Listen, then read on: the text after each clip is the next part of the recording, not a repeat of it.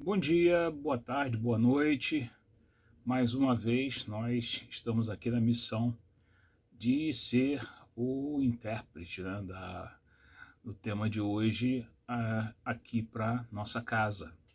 E hoje o tema é do Livro dos Espíritos, capítulo 10 da Lei de Liberdade, item fatalidade. Ok? Então vamos às palavras de Chico, a nossa página e a nossa prece inicial. Palavras de Chico Xavier. Cremos que, em matéria de compreensão e experiência, todos nos assemelhamos aos frutos que o tempo vai amadurecendo a pouco e pouco. E a nossa página do livro Pão Nosso, pelo Espírito Emmanuel, Psicografia de Chico Xavier. Se intitula Até o Fim. Mas aquele que perseverar até o fim será salvo, disse Jesus, e está em Mateus, capítulo 24, versículo 13.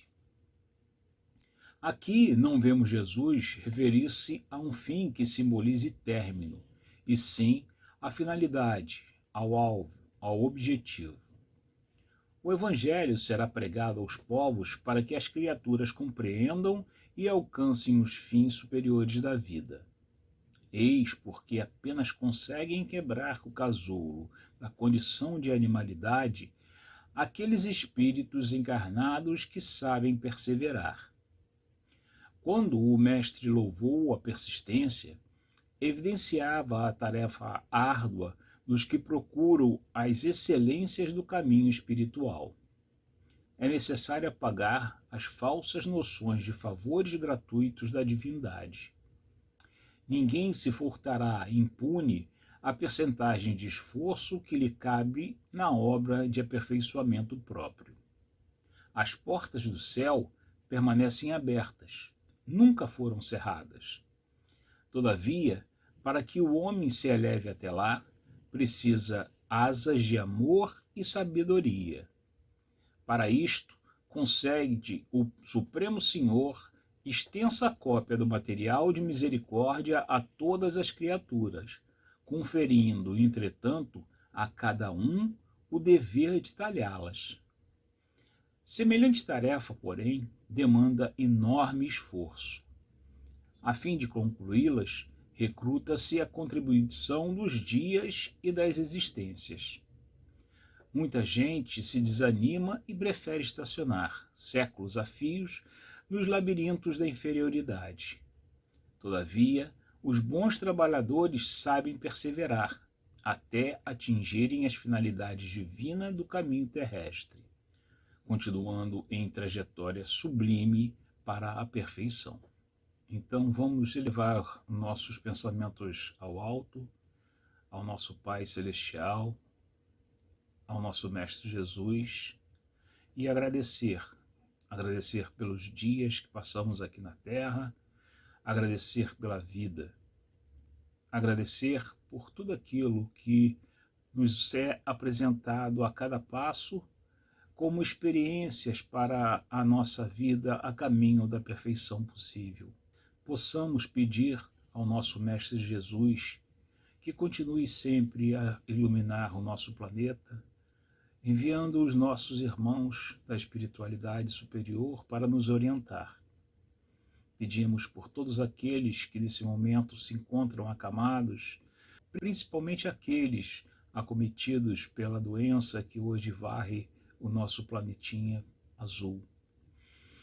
Pedimos, Senhor, por todos nós em humanidade, encarnados e desencarnados, e que, em nome de Deus, nós possamos dar por iniciado o estudo desta noite. Bem, o estudo que nos coube dessa vez está no Livro dos Espíritos, capítulo 10 da Lei de Liberdade, e o subitem é fatalidade. Como sempre, não sem propósito, né? Kardec coloca esse subitem, fatalidade, no capítulo 10, do qual trata da lei de liberdade, porque uma coisa decorre da outra, né? E como todo espírita deve, por dever de consciência, analisar um assunto sob a visão doutrinária espírita, nós nos vemos na necessidade de retornar algumas páginas nesse próprio capítulo, né, o capítulo da Lei de Liberdade, para contextualizar o nosso raciocínio para o estudo, né, dessa vez. Bem, ao ouvirmos o termo liberdade, nós temos a tendência de entendê-lo apenas como no sentido de ir e vir, no enclausuramento em uma prisão, ou até mesmo na escravidão sofrida por pessoas ao longo dos milênios, né? Desde aqueles grupamentos humanos que utilizavam como mão de obra os componentes de outros grupos, né, derrotado nas contendas tribais, passando pelos escravos filósofos na antiguidade clássica, pelos africanos, né, vendidos aos europeus, até mesmo por outros africanos, até chegarmos já aos trabalhadores atuais em regime subhumano. Então isso nos passa pela cabeça como quando falamos inicialmente nesse termo, né, quando vem a nós essa palavra liberdade. E Kardec, em nota no subitem escravidão, do mesmo capítulo que a gente está estudando, ele resume essa prática da seguinte forma: é contrária à natureza, à lei humana que consagra a escravidão, pois que assemelha o homem ao irracional e o degrada física e moralmente. Está no Livro dos Espíritos, na pergunta 829. Ok? Bem, mas quando os espíritos se referem à liberdade, no subitem que nós estamos estudando agora, não se trata da liberdade especificamente física, mas a liberdade moral, a liberdade de pensamento e as suas naturais consequências, evidentemente.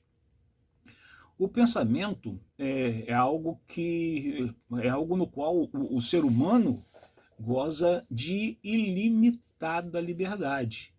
Nada pode colocar obstáculos ao pensamento. E nós vamos reforçar essa afirmativa com uma frase do mundo, né? Uma frase não da doutrina espírita, né? É uma frase de Antoine de Saint-Exupéry. É o autor do Pequeno Príncipe, né? Ele diz: só conheço uma liberdade, e essa é a liberdade de pensamento. Então, não só os espíritos, né, não só Kardec nos traz essa noção, né? Outras pessoas que não espíritas, outros pensamentos, outros ditos também populares, nós podemos procurar diversos, vão nessa mesma linha, né?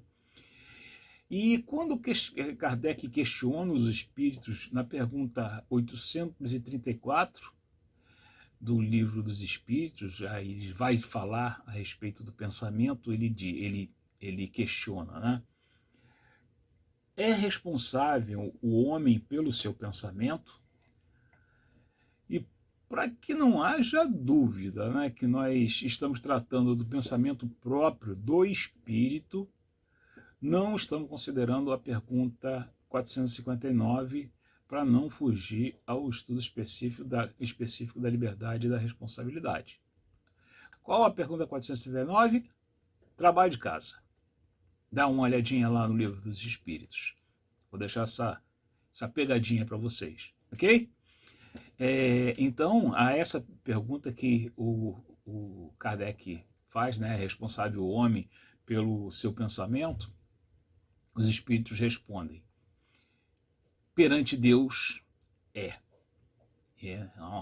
uma afirmativa bem forte, né?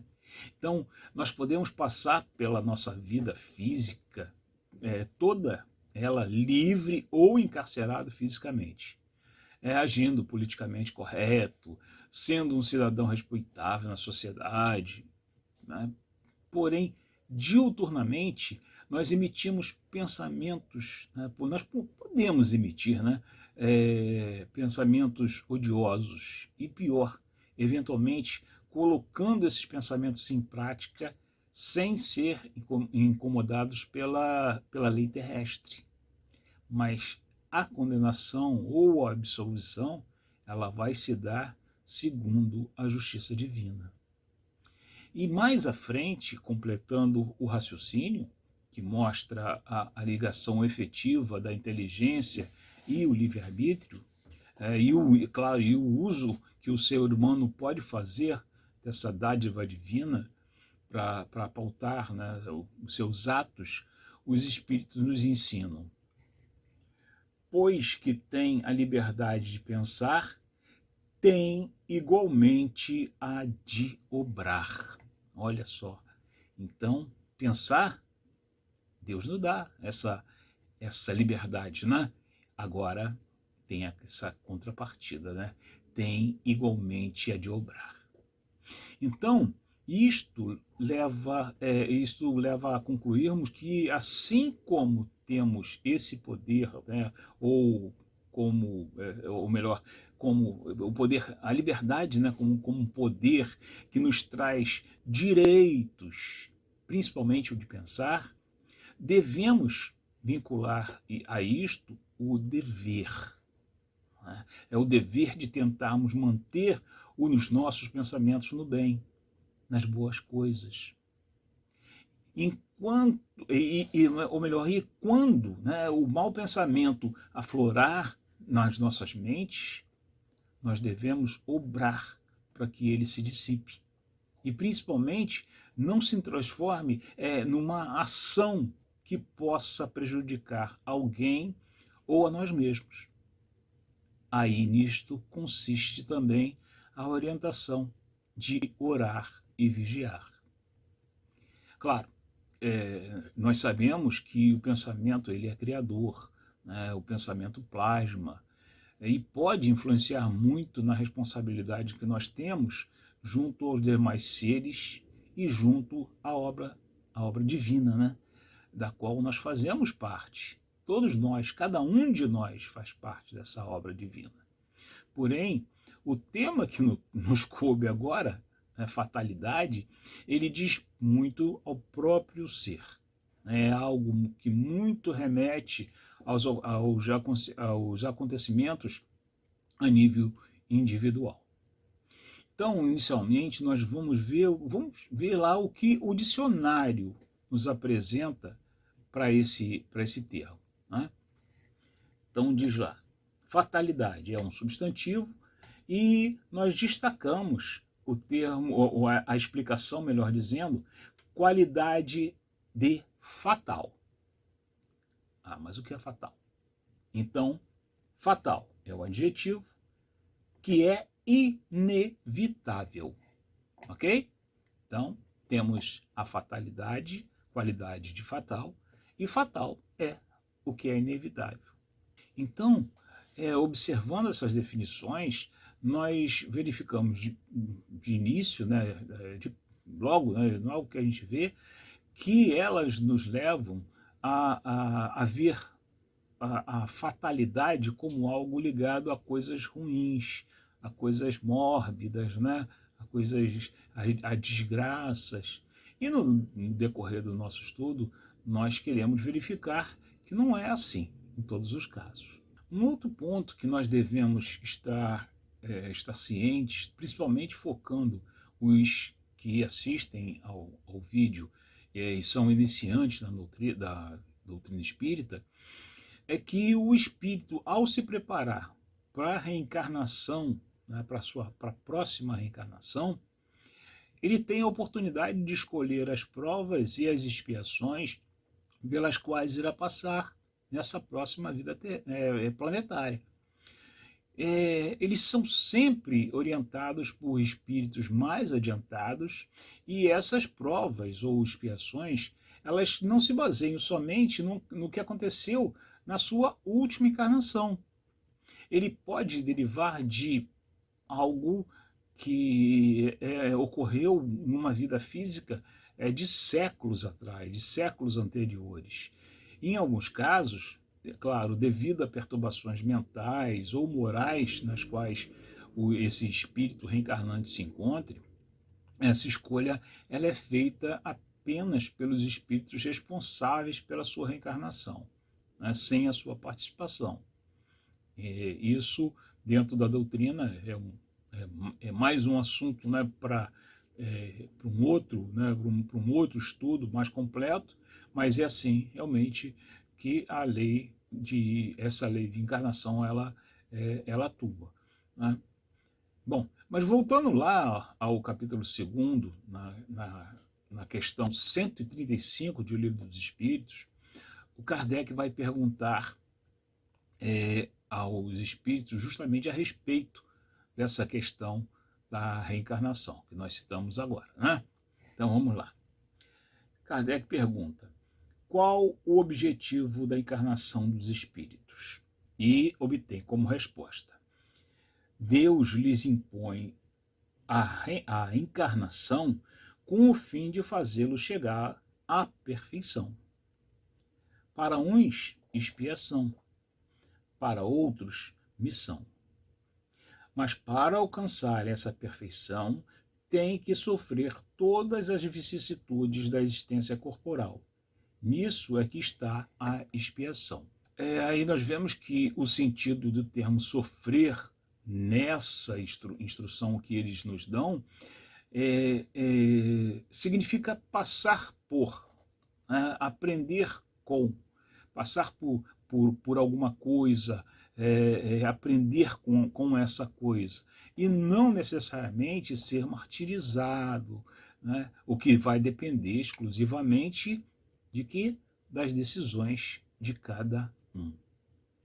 Ao reencarnar, é traçado uma diretriz baseada nas necessidades que o espírito tem para a jornada que vai se iniciar. E no processo são avaliados os benefícios que aquela etapa vai trazer ao espírito reencarnante. Porque para Deus o importante é o espírito imortal. E a carne é um meio, ou melhor, é um dos meios, né, pelos quais o espírito, de uma maneira em geral, né, vai atingir o seu objetivo. Claro, erros e acertos anteriores, medos, fobias adquiridas, estado moral em que esse espírito se encontra, auxílio que possa dar a outros espíritos, capacidade de sobrepujar os problemas que vai enfrentar, e o aprendizado, né, que ainda não teve encarnações anteriores. Tudo isso e muitas outras coisas, evidentemente, são levadas em conta nesse processo da reencarnação, que é complexo. Não é uma coisa assim, como a gente acha, é simples, né? Que às vezes a gente vê aí em algumas coisas da internet, em algumas novelas, né? Desencarnou, reencarnou. Não é assim. Tem um processo. Cada caso é um caso também. A gente tem que realmente tem que levar em conta isso aí. Tá? Bom, seguindo. Na questão 851, Kardec vai perguntar aos espíritos a respeito efetivamente da fatalidade. Tá? Então, o que ele pergunta? Haverá fatalidade nos acontecimentos da vida conforme o sentido que se dá a este vocábulo? Quer dizer, todos os acontecimentos são pré-determinados? E nesse caso, o que vem melhor dizendo, e nesse caso, que vem a ser do livre-arbítrio? Ele não pergunta o que é o livre-arbítrio, mas e que vem a ser o livre-arbítrio que o espírito tem, né? Como já falamos. Então, ou seja, de acordo com o sentido do vocábulo que nós vimos, né, na explicação lá do dicionário, né, o que é inevitável, e, e que são minuciosamente predeterminados. Aí na resposta, os espíritos vão dizer o seguinte: a fatalidade existe unicamente pela escolha que o espírito fez ao encarnar desta ou daquela prova para sofrer. Escolhendo-a, instituiu para si uma espécie de destino, que é a consequência mesma da posição em que vem a achar-se colocado. Olha só, tá vendo a importância da assessoria de espíritos mais evoluídos, né, mais experientes, do próprio processo ser complexo na reencarnação. Né? Então, a respeito dessa resposta dos espíritos, né, o que nos chama a atenção é exatamente esse termo, né, espécie de destino. Então, nós devemos notar que esse espírito que responde, ao se referir a destino, né, ele não quer passar a ideia de algo impossível de não acontecer. Né, aquela coisa que o mundo, isso aí é destino, né, aquela coisa certa de acontecer, o meu destino é esse. Não, não é isso. Tá? Ele usa esse termo, espécie de destino, justamente pela falta de um vocábulo que traduz melhor essa sua explicação. Mas a gente, entendendo essa diferença, né, de destino, a gente vai conseguir reencaixar, né, encaixar, ou melhor dizendo, encaixar uma ideia nessa frase, nessa resposta, que vai ser extremamente lógica. Ok? Então, como eu falei, descartando essa possibilidade de entender o destino de uma forma genérica, a gente pode recorrer também a uma resposta dos espíritos, né? Ainda no próprio livro. O livro a gente pode percorrer de ponta a ponta, né? Que a gente vai sempre encontrar algo que nos ajude na nossa interpretação, no nosso estudo. Né? Essa é uma das coisas maravilhosas dessa doutrina que a gente abraçou. Né? Então, a gente vai lá na pergunta 259, né? Vamos sair até do capítulo, né? Vamos lá na 259, e Kardec pergunta assim, claro, considerando aquilo que a gente já falou, tá? Tem alguns espíritos que não têm essa capacidade, por isso a assessoria dos outros espíritos, tá? E às vezes até mesmo ele está fora de condições mentais, vamos reduzir assim num termo só, né? Fora dessa condição para escolher o que vai vir à frente, né? Porque ele não tem a mínima condição de fazer essa análise, né? Reforçando o que a gente falou, né? Então, do fato de pertencer ao espírito à escolha do gênero de provas que deva sofrer, seguir-se-á que todas as tribulações que experimentamos na vida, nós as previmos e buscamos? Aí os espíritos respondem, todas não, pois ninguém pode dizer que haveis previsto e buscado tudo o que vos sucede no mundo, até as mínimas coisas. Escolhestes apenas o gênero das provações. As particularidades correm por conta da posição em que vos achais.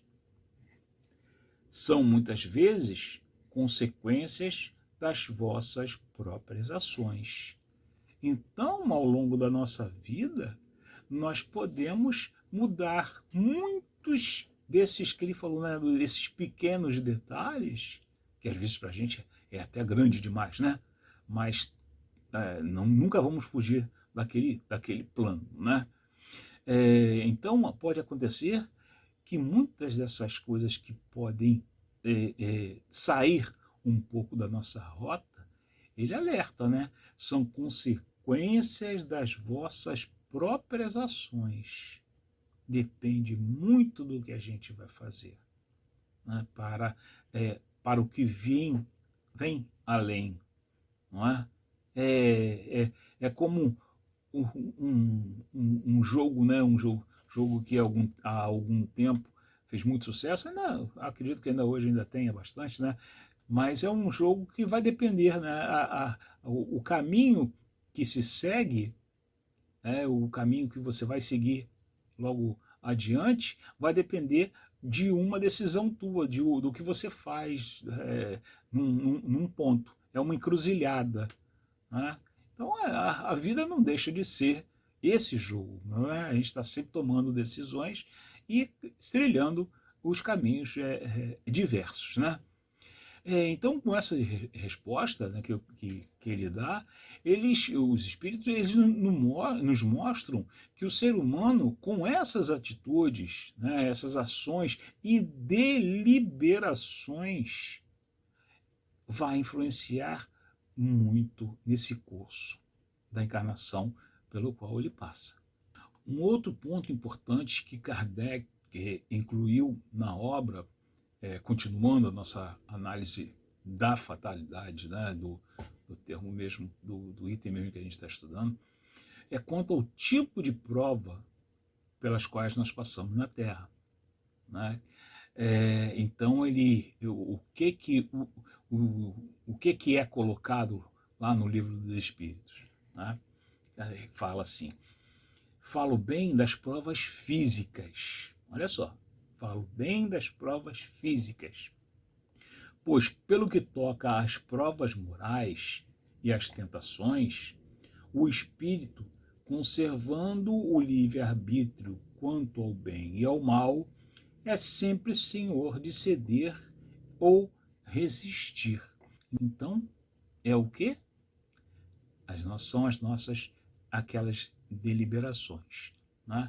Então, destacando a prova física como um meio de ação dessa chamada fatalidade, claro, vamos considerar aqui que a verdadeira vida é a do espírito mortal e é a que importa a Deus, como os espíritos nos orientam, né?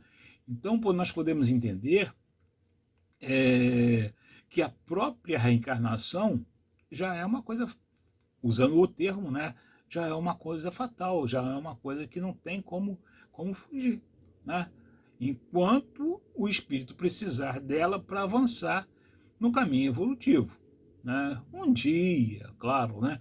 Um dia como espírito puro, aí sim, definitivamente, nós vamos conquistar o direito, né? Olha só, pela nossa liberdade de raciocínio, pela nossa liberdade de escolha, né? O livre-arbítrio, passando o longo caminho, desde lá da criação, quando fomos criados simples e ignorantes, nós vamos conquistando direitos. Tá?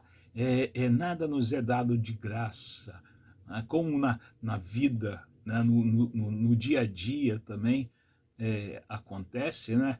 No nosso caminho espiritual, nada pode nos ser dado de graça, senão o que acontece? Nós não daríamos valor a isso, né? Então, voltando, então esse espírito, um dia, ele terá conquistado o direito de optar apenas pelas missões, como fez Jesus. Jesus precisava reencarnar na Terra? Não havia necessidade mais dele reencarnar na Terra, né? Ou em lugar nenhum, né? Ele já era um espírito puro, já era um espírito crístico, né? Então não havia mais necessidade, mas por amor a nós ele o fez, tá? Veio em missão, tá? Então no rol, né, como ele fala ali, né, falo bem das provas físicas, né?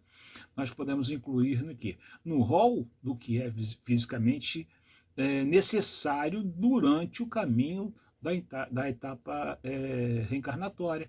Aí a gente pode destacar muitas coisas, né? Muitas coisas para onde o caminho que a gente vai seguir, né? O que a gente escolhe, né? O que é necessário para a gente, né? Em relação à coisa física. A moral vai ser, inclusive, em alguns casos, vai ser consequência de como nós vamos passar essas provas, né? A gente pode destacar, como eu falei, né? A gente pode dar como exemplo o quê? A família, né? A sociedade onde a gente nasce, o local do planeta em si, vamos colocar assim, né? A sociedade onde a gente nasce. Por que um nasce no Brasil, outro nasce na Nicarágua, outro nasce na Nigéria, outro nasce na Inglaterra, né? São sociedades diferentes, né? Dentro dessa própria sociedade, a família, né, que nos acolhe, ou até também ao longo dos anos, a família que a gente vai formar também faz parte, né? Com que a gente vai como podemos contribuir nessa família ou receber dessa família, né? Que mais? Deixa eu ver, a abastança, né? A riqueza, ou então a miséria que nos cabe, né? Provas e expiações que a gente pode passar, tanto a prova da riqueza quanto a prova da pobreza, né? E que mais? As mazelas do corpo físico, aquelas que a gente vai sofrer ao longo dos anos. Então, também são coisas que vão influenciar realmente nessa parte física, né?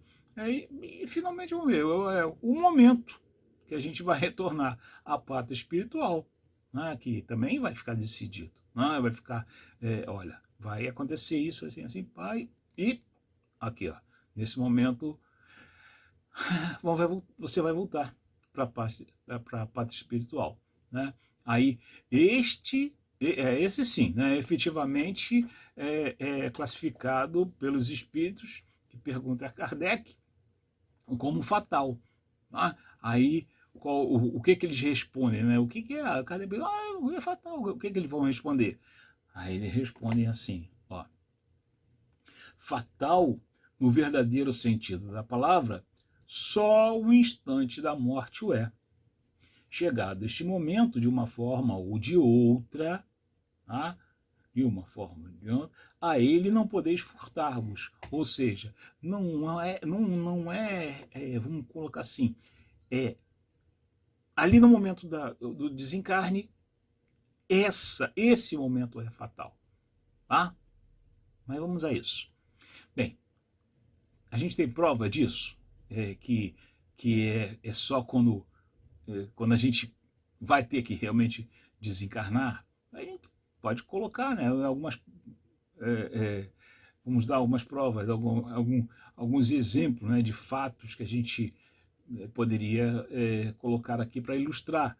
Um exemplo, um espinho, né, um simples espinho, né, de uma planta perfurando ali o nosso dedo, ele pode nos levar a uma infecção e causa a nossa morte. Não pode acontecer isso? Mesmo que a gente tenha tomado o cuidado, né, para não se ferir, como usar luva, aí depois a gente, inflamou, inflamou, a gente pode procurar um médico para tratar, ou colocar uma medicação ali, né, procurar um médico, e se a coisa se agravar, a gente procura todo um aparato da medicina para se curar e, né, não dá certo. Né? Então, veja bem, esse exemplo que a gente está dando aqui, a pessoa ela tentou, ela não foi rebelde, não deixou para lá. Ela tentou evitar se ferir, inicialmente, né, tomando aqueles cuidados que eu falei da luva, e procurou o socorro devido para o corpo físico. Né? Não houve vamos chamar assim, não houve um suicídio involuntário aí. Né? Um outro exemplo que é clássico, né? Clássico é o da bala perdida, colocar assim, né? Mas jamais nós poderíamos classificar como acaso, né? É claro, evidentemente isso iria gerar, ou melhor, vai gerar um compromisso espiritual para o autor do disparo, né? Uma bala perdida, né? Mas vamos ficar assim, não é assunto para esse estudo. Tá? Nós só demos um exemplo aqui, só como momento da morte. Tá? Coisas que podem acontecer. Tá? Okay? Bem, mas em contrapartida, né, Kardec também, da forma dele insistente, né, da forma dele tirar todas as dúvidas para nos trazer, ele vai fazer mais uma questão aos espíritos, tá? Então ele vai perguntar assim, ó, assim, qualquer que seja o perigo que nos ameace, se a hora da morte ainda chegou, não morreremos? Aí ele tem a resposta, não perecerás, e tem disso milhares de exemplos. Mais uma vez, a gente vai ver, né? Novamente, a gente vamos usar o cotidiano para exemplificar. Acidente automobilístico, às vezes a gente passa e exclama, meu Deus do céu, a gente cara de ver, ou aparece alguma coisa na televisão, ou na internet, né? Aí, não sobrou ninguém, a gente fala assim, né? Não sobrou ninguém. Aí depois vem a informação que todos saíram sem um arranhãozinho. Não acontece, né?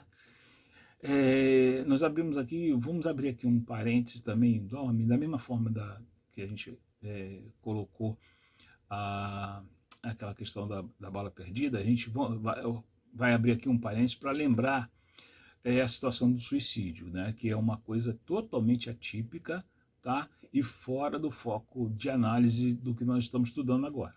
Tá? E, claro, vai causar, com certeza, questionamento do ouvinte, né, desse nosso assunto aqui, né, mas fica o alerta da gente buscar conhecimento a respeito. Tá? É mais um trabalhinho de casa que a gente tem que procurar. Tá? Ok? Bom, mas aí, então, se a hora da morte é certa, não há motivo para a gente tomar precaução nenhuma, né? Contra essa hora da morte. E Deus né, já que a gente não vai morrer disso, ou não vai morrer daquilo, ou vai morrer disso ou vai morrer daquilo, é uma hora certa, né? Deus é injusto. Né? Para que ele vai nos submeter a perigos, a risco, a susto, a preocupações? Para quê? Mas que justiça de Deus. Né? Mas muita gente fala isso, né, num momento de dor, tudo, né? Só que nós não podemos esquecer que Deus ele nos aparelhou com algo que nos faz automaticamente preservar a vida, que é o instinto. Pela nossa caminhada, né, milenar como espíritos, na situação que a gente se encontra, né, na situação evolutiva atual, nós ainda não abandonamos o instinto. Né? Então ainda vigora em nós a lei de conservação. Está lá no capítulo 5 do livro, né, do Livro dos Espíritos. Né? Então nós não podemos esquecer isso. Ela ainda está entre nós, né? Ou melhor, dentro de nós. E mais bondoso ainda é o nosso Deus, né? O nosso Pai, que ele também, além do instinto, ele nos mantém auxiliado por bons espíritos, né? Pelos nossos mentores, pelos nossos amigos espirituais, que nos sugerem constantemente meios de evitar os perigos físicos, esses que o espírito cita aí, né? E principalmente os morais. E, na maioria das vezes, infelizmente, uma grande parte da nossa, dos nossos irmãos, né, de nós, melhor vamos colocar assim, né, de nós na Terra, né, não dá nenhum ouvido. Né? E muitos dos perigos pelos quais nós passamos, ele nos oferece a chance da gente refletir melhor na vida, né? E para nos tornar, né, pessoas melhores. Né? A gente passa por alguma coisa, os problemas, né, que a gente passa na vida, nessa nossa vida terrena, planejada nesse processo reencarnatório, tem um grande aliado justamente nesses perigos, nesses sustos, né? Porque a gente vai sair melhor, né, desses problemas. A gente vai pensar em outras, vai parar, vai analisar, vai questionar, vai comparar. Né? Os espíritos encarnados, né, nós temos um conhecimento inato que gênero de vida nós escolhemos. Né? E isso pode nos pôr mais ou menos exposto à morte. Né? Como os espíritos nos dizem, eles falam para a gente, quem teme a morte é o homem, né? Não é o espírito.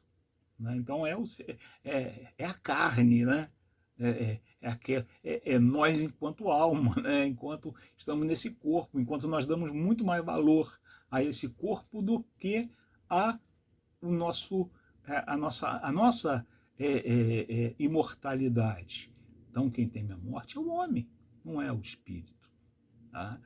E claro, muitos de nós vão levar uma vida pacífica, né? Apenas com aquele risco natural de todo ser humano que está na Terra, de passar por alguma coisa, porque morrer, né, desencarnar, isso aí é fatal, isso aí é certo, né?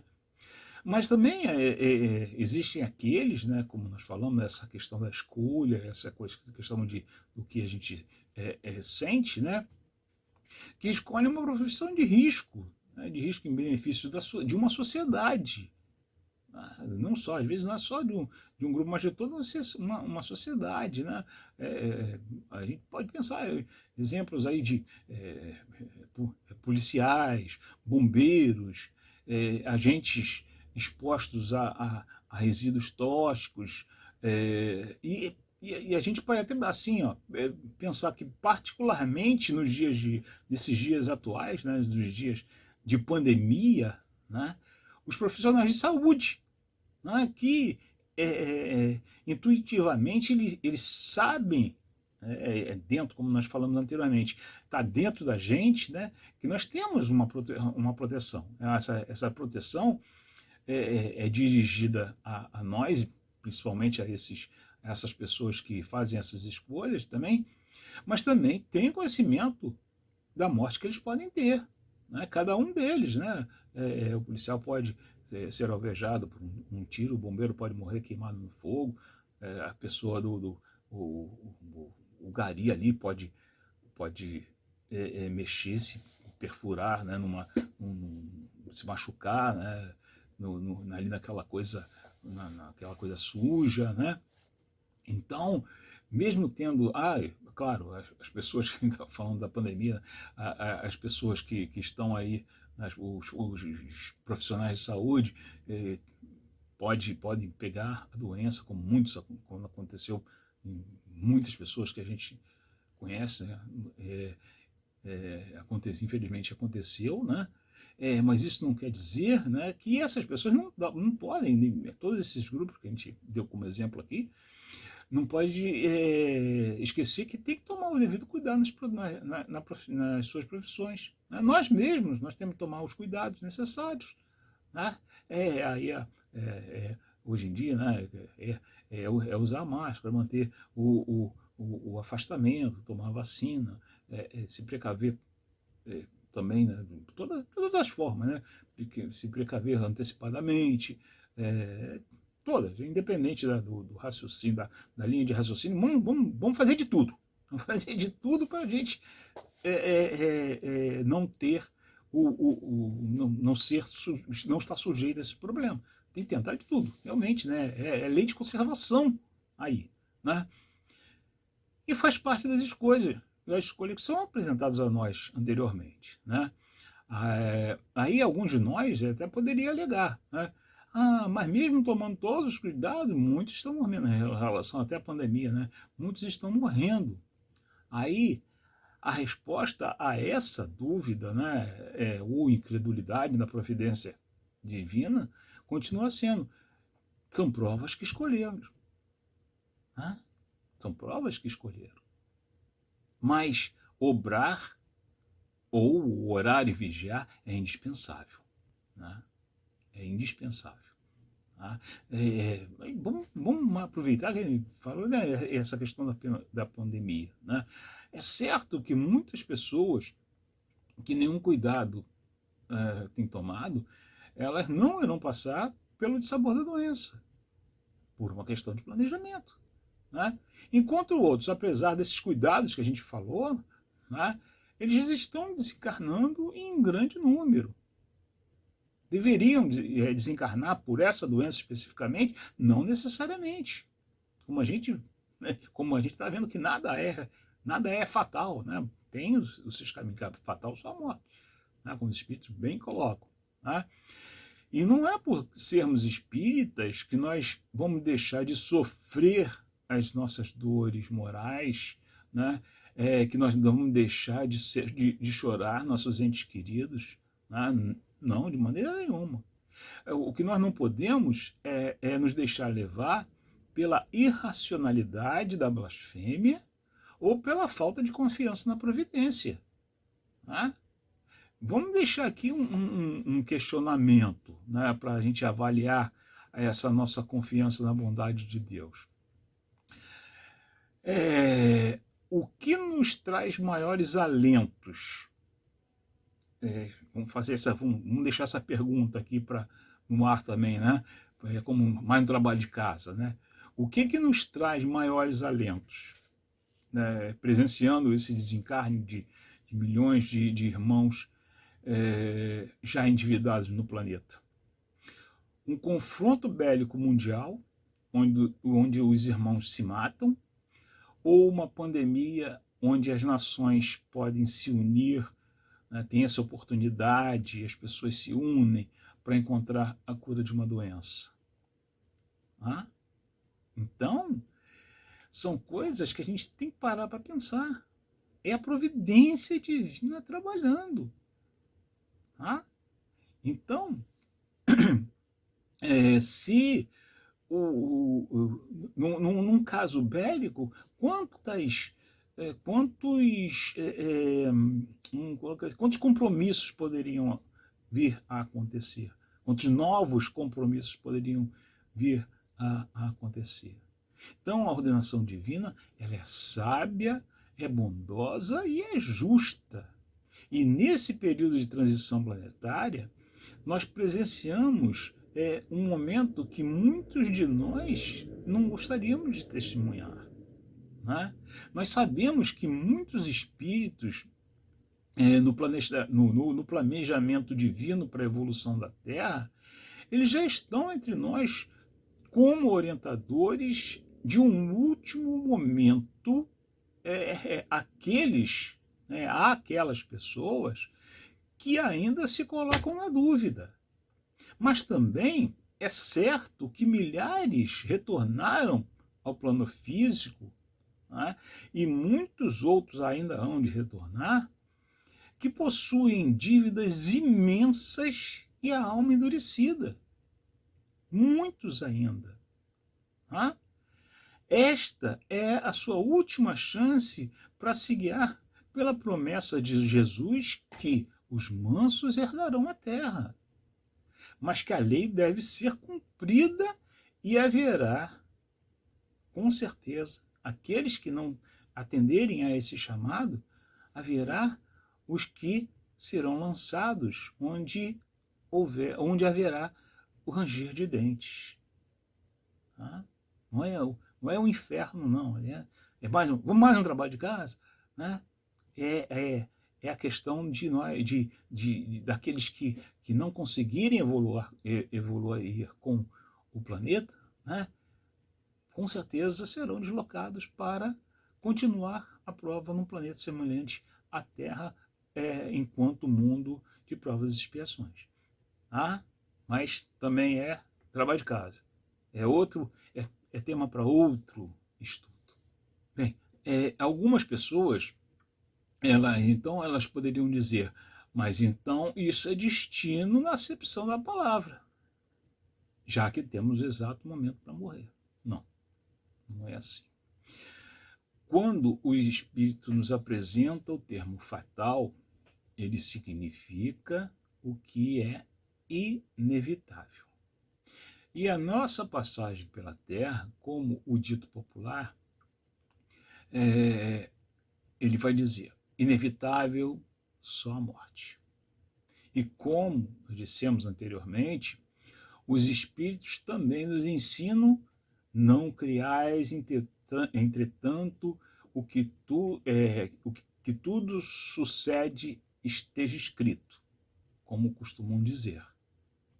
Isso os Espíritos também falam. Aí alegariam, algumas pessoas poderiam alegar, então os Espíritos estão se contradizendo. Será? Vamos a mais uma questão para manter a nossa confiança nessa nossa doutrina, nesses ensinamentos? Vamos lá. Pode o homem, pela vontade e por seus atos, fazer que não se deem acontecimentos que deveriam verificar-se e reciprocamente? Essa é a pergunta do Kardec, né? A resposta: pode-o, se essa aparente mudança na ordem dos fatos, olha só, vou repetir, aparente mudança na ordem dos fatos tiver cabimento na sequência da vida que ele escolheu. Acresce que, para fazer o bem, como lhe cumpre, pois que isso constitui o objetivo único da vida, facultado-lhe é impedir o mal, sobretudo aquele que possa concorrer para a produção de um mal maior. Olha só, a produção de um mal maior.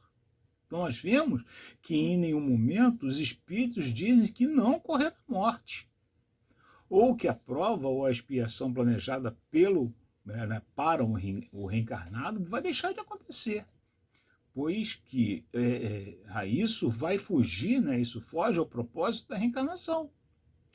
Ocorre que, com as escolhas feitas, né, pelo reencarnado, usando o seu livre-arbítrio, aí vai se somar as necessidades de se evitar um mal maior para ele ou para uma outra pessoa, vai poder ser mudado o fato, ou mudados os fatos, mas não as lições e nem os benefícios. Aí a gente pode até trazer mais um exemplo clássico, né, que com certeza nós ouvimos várias vezes nas palestras, né, nas palestras espíritas, né, daquele clássico, né, exemplo do homem que deveria perder um braço e perdeu apenas um dedo face à sua forma de agir, né, face o que ele fez aí, né, como o Espírito diz lá, né, para deixar de produzir um mal maior, né, aparente mudança, né, no caso é uma aparente mudança na ordem dos fatos, né, uma aparente mudança. Ele deixou de sofrer? Né? Não. Não deixou. E também tem uma obra ele perdeu só o dedo, mas com certeza deixou de sofrer. Não, mas porque alguma coisa ele fez para merecer isso. Né? Mas ele sentiu aquele problema. Né? E também tem a gente pode citar um exemplo em uma obra de André Luiz, psicografado pelo Chico Xavier, onde nós vemos o exemplo de ser protelada, né, o desencarne de uma senhora, né, ele foi levado mais à frente, né, porque isso iria trazer diversos problemas no programa reencarnatório traçado para o seu neto. Então a espiritualidade vamos dizer assim, tem lá a sua técnica, né? Tem lá a sua possibilidade, que para nós ainda não é possível entender, né? Que levou mais à frente o desencarne da senhora. Senão o neto iria ser prejudicado. Né? Então, nesse caso, a lei divina foi burlada? Né? Não, porque mais uma vez o objetivo foi alcançado. Só para a gente voltar realmente, né, para voltar à nossa calma, lembrar sempre, né, que Deus é imensuravelmente justo e bom. Ok? E aproveitando esse finalzinho aí, né, que a gente tem que pensar realmente nas coisas que nós devemos fazer, nas decisões a tomar para não ter, para não aparecer novos compromissos, né? Porque para que nós tenhamos novamente a necessidade de passar por fatalidades, ou seja, por desencarnes e desencarnes e desencarnes, protelando o nosso caminho evolutivo, nós, mais uma vez, nós elevamos o nosso pensamento ao alto e dizemos obrigado, Deus. Agradecemos sempre e nunca será suficiente por tudo que fazes por nós. Obrigado por esses momentos que nós pudemos aqui trazer um pouco do nosso trabalho aqui nessa casa, trabalho que nos é ofertado sempre e que de bom grado sempre nós fazemos, que é ser o intérprete do estudo da nossa doutrina. Agradecemos mais uma vez por todas as lições que passamos na Terra.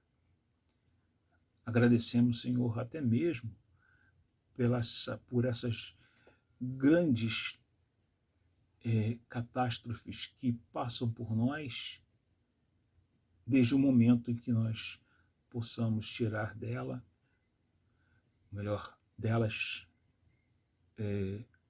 um ensinamento proveitoso para a nossa caminhada.